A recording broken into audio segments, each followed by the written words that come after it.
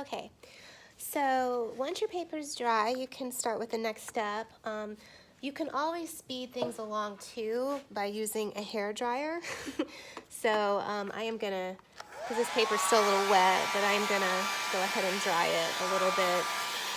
And you guys in class will probably want to dry yours in between with a hair dryer. So I threw in some extra hair dryers, and I think Emily has some as well. Just be careful, because when I use too many in a classroom, sometimes it blows a fuse. So just kind of spread them out if you can.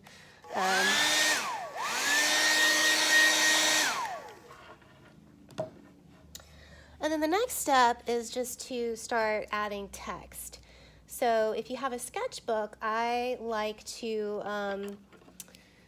write about things. For my high school class, I have them write about things that they're thankful for. This is usually around Thanksgiving. So I do have some activities that you can use to write if you do keep a sketchbook.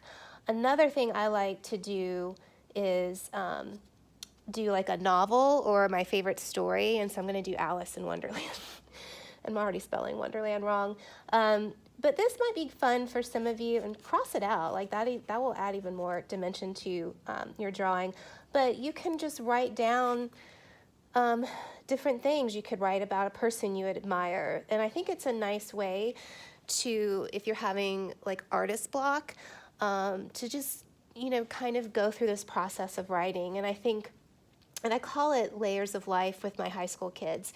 So eventually, when you get enough text down, we'll gesso over it, and you can actually start drawing on top of that as well, and you can continue to keep adding text.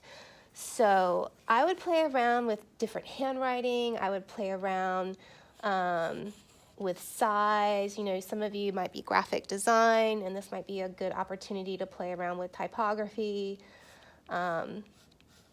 Some of you have really beautiful handwriting. I do not. And it's kind of nerve-wracking to do this in front of people. But you can write on top of, kind of go over it. So I'm going to add some text. I'll kind of show you what I end up with.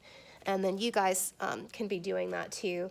But the goal is that it'll dry. I mean, we'll get enough text on there, and then we'll add gesso on top of that.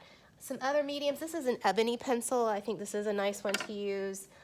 These are Lyra graphite pencils, and I threw in some of these. These work really well too. They give kind of a nice texture, and I think they come in water soluble and soluble. Later on, and you could use charcoal or Conte Crown as well. I don't have that with me right now, but I do use it at home. Later on, you might be able to incorporate some pen and ink, although you have to be careful because the gesso really dries out an ink pen. So just start off with graphite and sort of charcoal materials. Okay, I'll check back with you guys in a second.